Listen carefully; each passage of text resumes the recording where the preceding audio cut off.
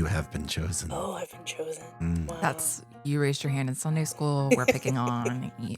Normally, I would be the first to raise my hand in Sunday school. Embarrassingly so. Were you the teacher's pet? I was the teacher's thorn in their side. Just wouldn't stop asking questions. Hi, we're a group of friends. I'm Jonathan. Annie? Katie. We love to talk about all the things we were never allowed to talk about in church. Sex, sexuality, gender, purity culture, racism, equity, just to name a few.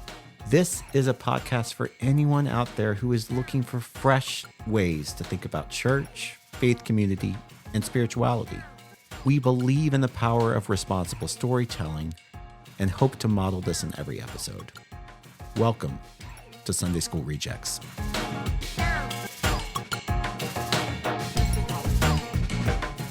Hi again. Hello. Hello. Hi. Hi. How are you? I'm good. Great. Yeah? Yeah. Me too. Hey, okay. I actually have to confess something. Oh, okay. I think the coffee rubbed 72-hour beef cheek kept me up all night. You did ask the server. Yeah, Yeah. for the record, Annie think- asked the server. I think I should have asked for decaf beef cheek. I don't think they had that. I don't think that was an option. Yeah. Next time. Maybe next time. Next time I'll yeah. skip the coffee. Absolutely. Coffee rub. Well, that would be a nice resource to have at that restaurant. Oh my God. And today we're talking about Resources. Pew, pew, pew, pew. I know, what a sexy word, right? Mm. Yeah. In kind of developing this podcast, we realized that a lot of folks are doing the defined term deconstruction in podcast, in life, but oftentimes when they're left with wondering where to go. And what we really want to focus on as we work through this project is always giving y'all materials, tools to continue your work. And some of that is going to be stuff that we love. Some of it's going to be folks that we interview what they love.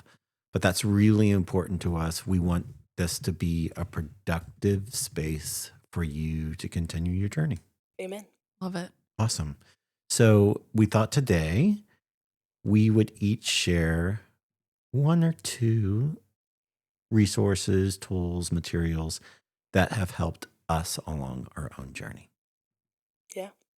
Annie, I should go. you next. have been chosen. Oh, I've been chosen. Mm. Wow. That's, you raised your hand in Sunday school. We're picking on you. Normally, I would be the first to raise my hand in Sunday school. Embarrassingly so. Were you the teacher's pet? I was the teacher's thorn in their side.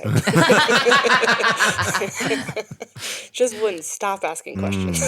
As you should. And that's probably why we're here. I mean, that's when I would have been like, so I did ask this question. I was like, so were there dinosaurs on the ark? And my teacher was like, we're not talking about that. I was like, it's a valid It question. was above her pay grade, which was Apparently. $0. Literally. She might have got paid in like church casseroles or something. That's yeah. true. She Surely could have as many not. gold stars as she wanted. Yeah, She got another jewel in her crown in heaven. That's what they That's would all say. she got. Yeah. Interestingly, I'm going to talk about two resources, both of which are podcasts. Oh, That's how you know we're real people. are you cheating on us? I'm on a podcast telling you to go listen to other podcasts. I think that's great. The first one, I think a lot of people, I was part of a group of people that we kind of all deconstructed in like 2015, 16. There was like this kind of wave of that. And there's a podcast called The Liturgists. And it answered a lot of my like, they get kind of scientific on there. They like have a figure, like a sort of a recurring cast. And one of the guys, his name is Science Mike, and he talks about things from a scientific perspective. Like he taught me about speaking in tongues and how that actually is a scientific phenomenon, that like it's actually a thing that's happening, but they talk about it in a more nuanced way that's not necessarily like we should all be doing this and it's ordained by God and things like that. And so I think that's a really good place to start for people who have really big questions that they haven't always felt like they can ask in church. Like that's where you go with your heavy hitting questions about deconstruction, and it's just a good place to start, I think. And I remember that I don't think that podcast, um, I mean, it's obviously still out there. I don't recall it having any kind of like weird time stampage where it'd be like, oh, well, that's not relevant now. Like everything they're talking Yeah. about seems very much discussions that I've had with friends or things that I've been thinking about that I wish I had that discussion with friends. Yeah. It very much feels like it would still be relevant to anyone asking any sort of important question around faith and Christianity. My second resource that was very important to me, it's again, it's also a podcast, but it's a little bit different in that it's not about heavy hitting, more broad scientific type questions. It's the Robcast by one Rob Bell. Okay, here we equally go. equally Okay. beloved and hated figure Oh. in Christianity, who depending on where you land, he either did or did not age well. Mm, But he was very important for me because he uses the language that's very common in Christian culture. Like he was speaking my language and meeting me exactly where I was at. But he's essentially giving sermons each episode. Each episode is like anywhere from 30 minutes to an hour. And he's sort of retelling Bible stories and passages from a new and interesting perspective. And that really scratched an itch in my brain as someone who obviously has always loved preaching and sermon writing, and I very much find that very interesting. He was very much scratching that itch for me. It's a lot more poetic, Mhm. but he had an episode on the prodigal son that he retold that was foundational for me, where he talks a little bit more about the son who stayed rather than Mhm. the one that came back, and he tells that in a way that just like cracked my whole mind open. mm. And so I highly recommend going and hunting down that episode. Maybe we could find it and put it like in show notes or Yeah, something. But absolutely. So I'm going to ask you this question because you said it scratched an itch for you. I know very well that you are a good preacher. debatable.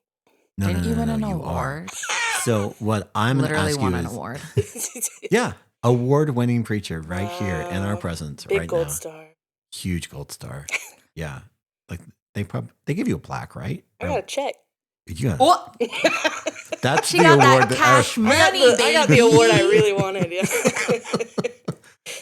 So, did you find that it scratched your itch of what you could discover was possible in preaching? 1,000%. Okay. Because it carried the weight of like taking the text very seriously. It wasn't lighthearted, it wasn't making fun of anything, but it was explained in a way that I had never heard before. So like fresh takes, but being very serious about the source material and respectful of it. And I think I just had never really seen that done well before. Mm. Well, and you're from a background. When was the first time you heard a woman preach? Well, being raised Pentecostal, yeah, Sister Peggy was in the pulpit Oh, okay. pretty Period. regularly. She would bring up the local newspaper and be like, "In times, right here." Oh, wow. So it wasn't good preaching, but I did see it happen. Yeah. But Peggy was up there. Right. But What- like there were women who did do good preaching. Just Yeah. in my small space, I didn't hear much of it. It's so interesting because I have this pitfall that I always think that conservative spaces, theologically conservative, the way they think about God, are all male dominated. Mm. But in the Pentecostal Mhm. background, that it's an interesting nuance there. Yeah. Who was that really important figure? Her name was like Amy McPherson.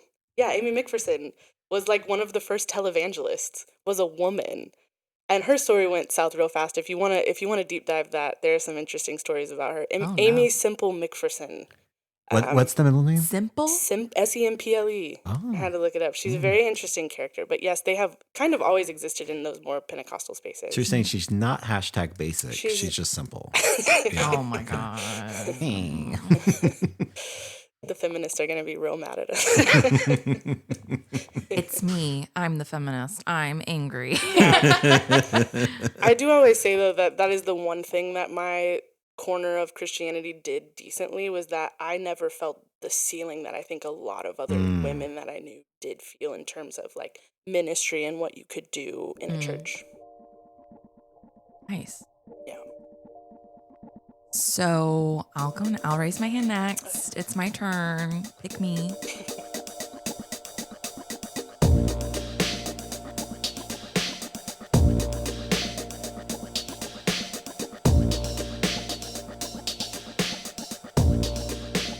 So the first resource I'm going to share, well, let me back up. The resources I'm about to share are not related to faith necessarily, but they are part of like larger conversations that we'll have and have definitely influenced my thinking and processing and the way that I see God. So they count as resources. Absolutely. Jonathan's nodding. I've got confirmation from a white man. We are good to go. Oh God. Glad I could be of help. I knew you would. So my first one is the book Caste, Caste, by Isabel Wilkerson. It's an excellent, excellent book. It is heavy. It is, in some sections, I think it can be really overwhelming and like dense, but it's also something that was really pivotal for me in understanding race better in America and kind of the scaffolding and pillars that have been put in place in terms of racism and race and how it's a construct and a lot of other things.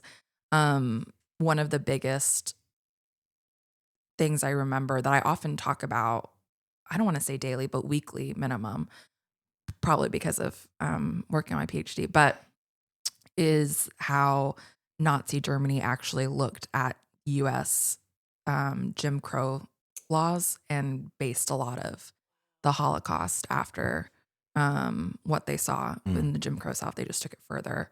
And so it's something that I think is really, really helpful to understand. And I think it also leans back on principles like what Audre Lorde says of the master's tools will never dismantle the master's house, and just this understanding of needing to create something new. So excellent, excellent book. I think everyone needs to read it. Phenomenal, iconic, never been done before. And my second resource is actually going to be an individual. She is sadly no longer with us. Her name is Judith Heumann.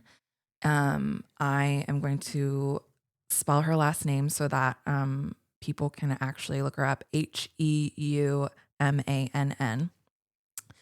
She was an incredible advocate within the disability rights sphere and did a lot in education and was just this powerhouse. And as someone who was learning about their own disability in the midst of like being alive, her work was really, really helpful for me in understanding what all of the different faces of disability and how they exist in the world. And I think she's just really incredible and phenomenal. And I'm actually doing a project for, she's one of the people I'm doing a project on for school, but I wanted to offer her because I think if you look at her work, she does have a book that she wrote before she passed.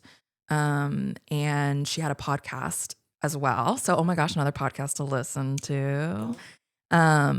She's a wealth of knowledge. What's really wild is that, so she was disabled herself. She contracted polio when she was 18 months old, and that led to a need to use a wheelchair as a mobility aid. She was refused the right of an education at the age of 5 for being a fire hazard. They said that because of her wheelchair.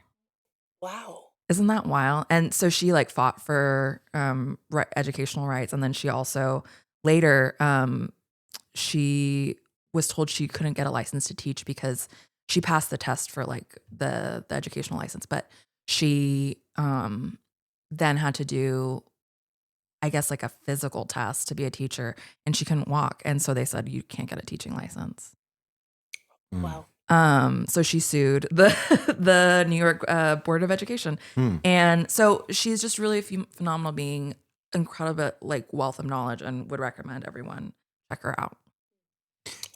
Can I ask you, like, so this is second semester for PhD work for you, right? How much are you incorporating your own story, passions, personal interest into your study?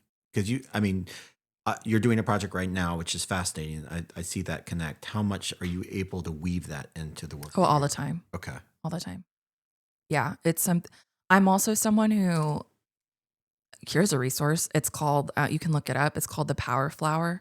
And you, in the inside petals, like put different parts of your identity. So for me, that's Latina, disabled.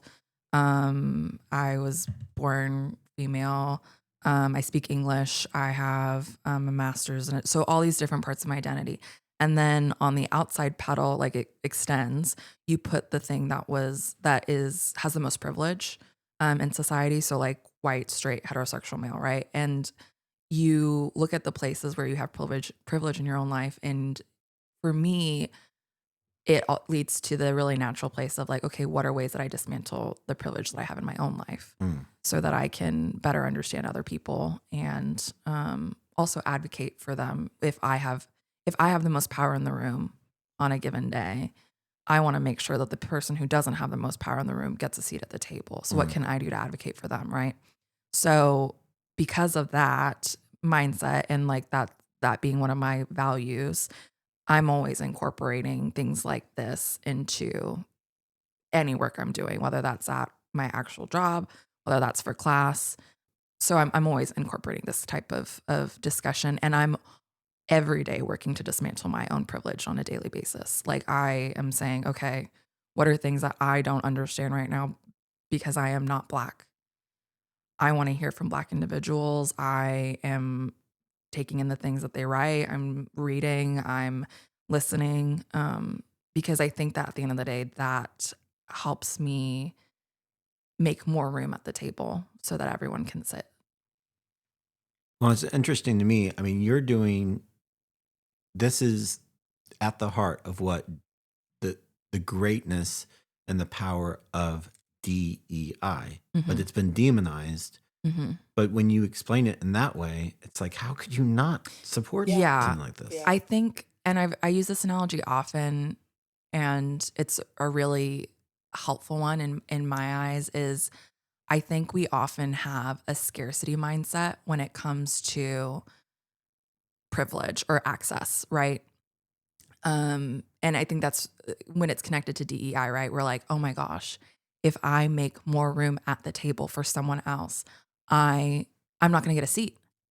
Like someone's going to take my seat. This is an event that I really want to be at. Like someone's going to take my seat. I want to sit at the table. But the reality is there are infinite seats. We keep thinking that it's a really confined and like impossible table. And when the reality is it's like, no, there's actually room enough for everyone. And studies show it is actually better for everyone when everyone does have a seat at the table because we are more creative, we are more productive, we see things in new light, we build empathy, et cetera, et cetera. It's essential. And I would argue to say it's also what the kingdom of God looks like. Totally. Awesome. Thank you. Yeah. Oh gosh, it's my turn. It's your turn. You're raising your hand now.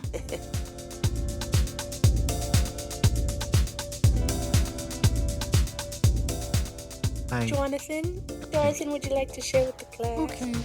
I don't know what that voice was, but that's really weird. We can Sorry. We can cut that. Yeah. I'll start. I'll start with a book. So I had like a pretty long career in hospitality, which I ended up getting started in because I needed health insurance and a full-time job. Yeah. So I moved to Dallas and just ended up working in a hotel. And then I was in hospitality for like over a decade.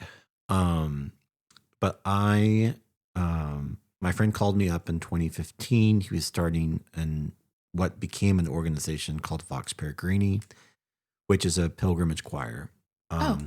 So we started in 2015. We walked a pilgrimage in Ireland, and people always ask, well, do you sing as you walk? Well, kind of, sort of. Like we stop and we rehearse, but our rehearsal hall might be the woods, or it might be a chapel on the way.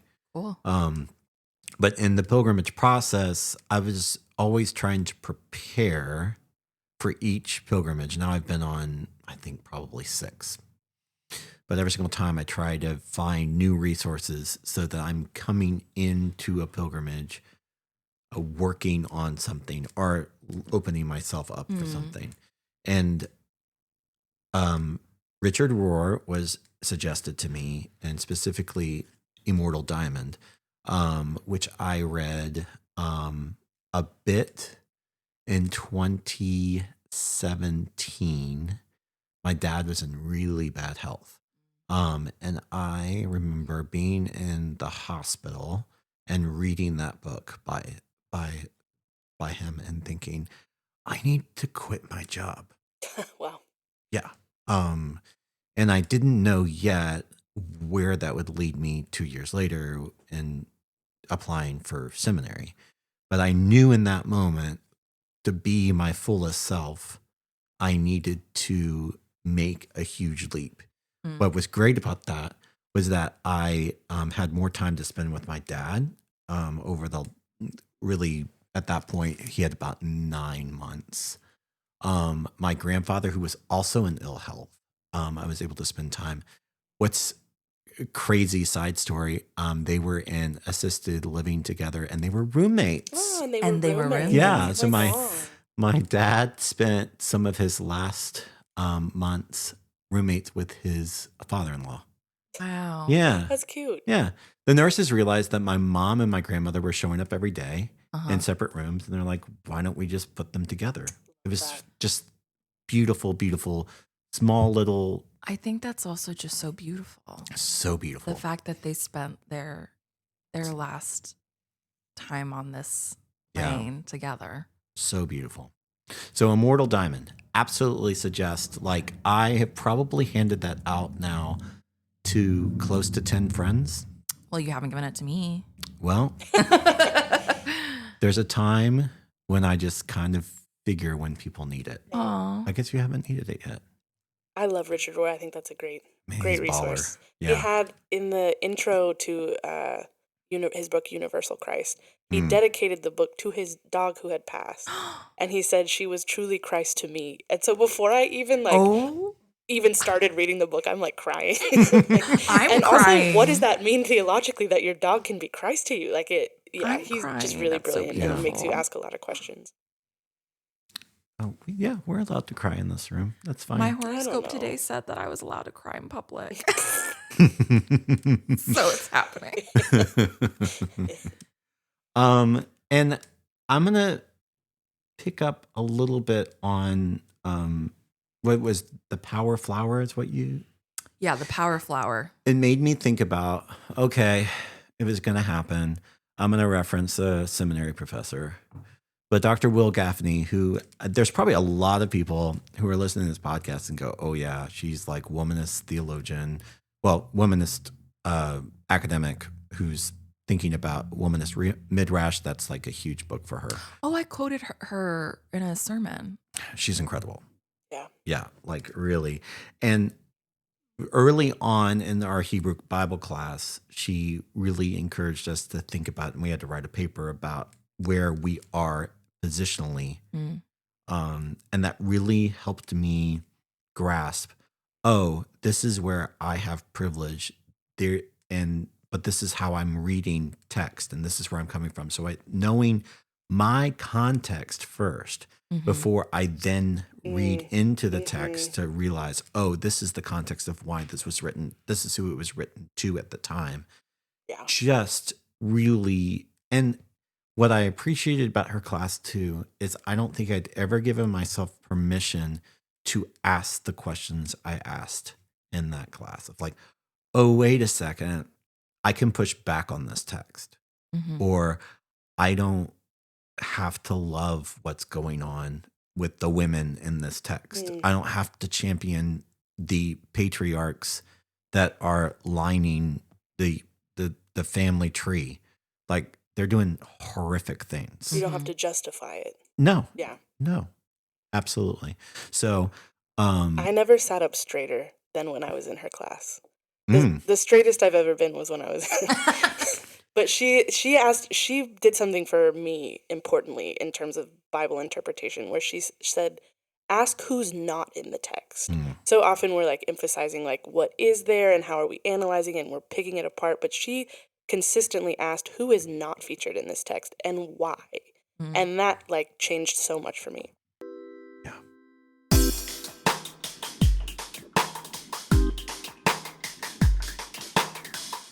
We have so many resources to share now.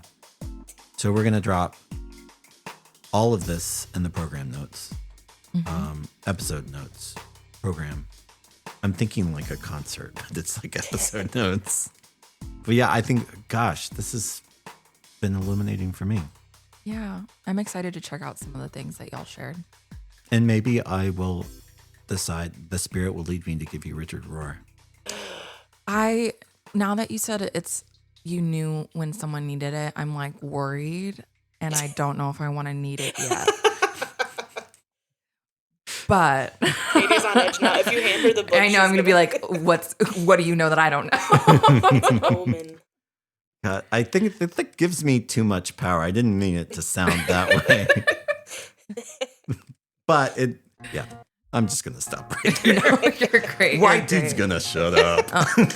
As you should. I'm just kidding. Just kidding.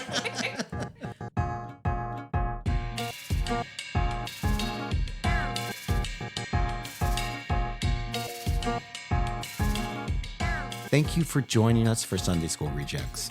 A huge thank you to all of our sponsors. You can find more information in our show notes. Please go and follow Good Faith Media on Instagram, on Facebook, and follow the rest of the amazing podcasts there. You can reach out to us.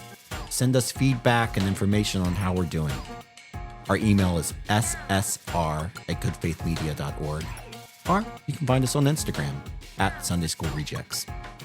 Till next time, practice responsible storytelling. Just take care of yourself and take care of each other. Love you all.